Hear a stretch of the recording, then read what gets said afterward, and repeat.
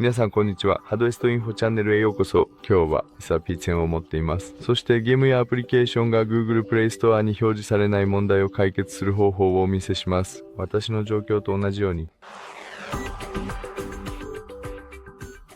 私と同じ問題があるときはメインメニューに戻り、友情のコーナーにある自分の写真をタップして設定オプションを選んでください。家族とそのペアレンタルコントロールが必要です。